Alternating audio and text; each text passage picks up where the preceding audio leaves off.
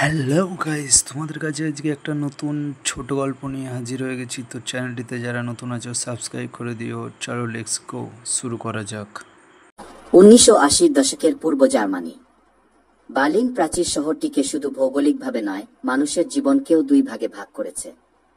পশ্চিম বার্লিনে যেখানে জীবন মুক্ত, রঙিন এবং সম্ভাবনায় ভরপুর, পূর্ব বার্লিনে জীবন সেখানে শৃঙ্খলিত, কঠোর এবং নিয়ন্ত্রিত।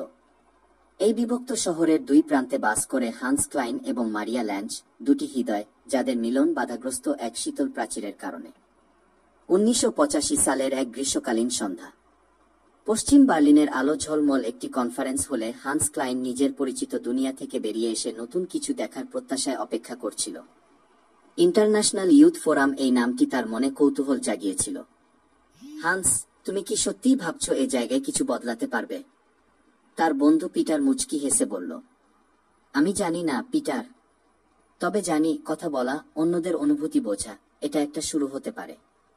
হান্স কণ্ঠে উত্তর দিল। অন্যদিকে পূর্ব বার্লিন থেকে আসা মারিয়া ল্যাঞ্জ একদম ভিন্ন বাস্তবতার মুখোমুখি ছিল। কমিউনিস্ট সরকারের কড়া নজরদারির মাঝে এই ধরনের আন্তর্জাতিক সম্মেলনে অংশ নেওয়া তার জন্য এক ধরনের মুক্তির স্বাদ এনে দিয়েছিল। মারিয়া, তুমি সাবধান থেকো, এখানে আমাদের উপর নজর রাখা হতে পারে, তার বন্ধু এলসা সতর্ক করল।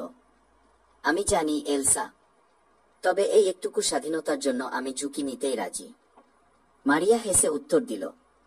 সন্ধ্যার আলোধারিতে যখন কনফারেন্সের মূল প্রোগ্রাম শুরু হলো, তখনই তাদের প্রথম দেখা। হান্সের নজর আচমকাই থেমে গেল এক তরুণীর উপর। মারিয়ার চোখে ছিল এক অদ্ভুত দ্বিধা যা হান্সকে মুগ্ধ করল। হ্যালো, আমি হান্স, সাহস করে সামনে গিয়ে বলল সে। মারিয়া এক মুহূর্ত তার দিকে তাকিয়ে মৃদু হেসে বলল, মারিয়া, পূর্ব বার্লিন থেকে। তাদের প্রথম কথোপকথন ছিল অতি সাধারণ, কিন্তু সেই সামান্য আলাপেই তারা দুজনেই বুঝতে পারল এই সাক্ষাৎ কিছু অদ্ভুতভাবে গুরুত্বপূর্ণ। কনফারেন্সের শেষে হান্স এবং মারিয়া আরও কয়েকবার দেখা করল। একসাথে পশ্চিম বার্লিনের রঙিন আলোয় ঘোরা কিংবা কনফারেন্সের মধ্যবিরতিতে চুপচাপ কথা বলা, তাদের সম্পর্কের বীজ সেদিনই বোনা হয়েছিল। তোমার জীবন কেমন মারিয়া? হান্স জানতে চাইল। আমাদের জীবন, মারিয়া এক মুহূর্ত থেমে বলল, প্রাচীরের ওপারে থাকা জীবন থেকে খুব আলাদা। আমরা শ্বাস নিতে পারি, কিন্তু মুক্তির স্বাদ পাই না। হান্স মুগ্ধ হয়ে শুনছিল। মারিয়ার কথাগুলো তার জন্য এক নতুন জগতের জানালা খুলে দিয়েছিল। তুমি জানো মারিয়া, আমি তোমার জন্য কিছু করতে চাই। হান্স বলল, তুমি যা করতে পারো তা হলো আমাকে মনে রাখা। আমাদের দেখা হয়ে গেছে, এটাই অনেক বড় ব্যাপার। মারিয়া মৃদু হেসে বলল। কনফারেন্স শেষ হওয়ার পর তাদের দেখা হওয়া প্রায় অসম্ভব হয়ে উঠল। প্রাচীরের দুই প্রান্তে থাকা এই দুটি হৃদয়ের সংযোগ একটাই, চিঠি। কিন্তু সেই চিঠি বিনিময়ের পথ সহজ ছিল না। প্রথম চিঠিতে হান্স লিখেছিল, মারিয়া, তোমার সাথে কাটানো দিনগুলো আমার জীবনের অন্যতম উজ্জ্বল সময়। আমি প্রতিদিন সেই মুহূর্তগুলো মনে করি। জানি না কিভাবে, কিন্তু আমি তোমার কাছে আসতে চাই। মারিয়ার উত্তর এসেছিল কয়েকদিন পর, হান্স, আমি তোমাকে অনুভব করি প্রতিটি মুহূর্তে, কিন্তু আমাদের এই চিঠিগুলো বিপদ ডেকে আনতে পারে। তবু আমি থামতে পারব না। তুমি আমার একমাত্র মুক্তি।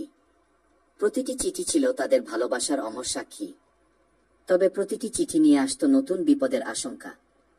পূর্ব জার্মানির কঠোর নজরদারি ব্যবস্থা তাদের প্রতিটি পদক্ষেপ পর্যবেক্ষণ করল। হান্স, প্রাচীরের ওপারে বসে আমি এক আকাশের নিচে থাকা সত্ত্বেও তোমাকে ছুঁতে পারি না।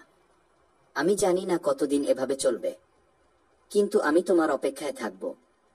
এই চিঠিপত্রের মাধ্যমে প্রাচীরের দুই প্রান্তে থাকা হান্স এবং মারিয়া ধীরে ধীরে তাদের ভালোবাসার এক অদ্ভুত পৃথিবী তৈরি করেছিল। তারা জানত না কিভাবে এই সম্পর্ককে টিকিয়ে রাখবে কিংবা ভবিষ্যৎ কি নিয়ে আসবে, কিন্তু তারা এটুকু জানত, ভালোবাসা শুধু অনুভূতির নাম নয়, এটি এক ধরনের প্রতিশ্রুতি, প্রাচীরের ওপারেও টিকে থাকার প্রতিশ্রুতি।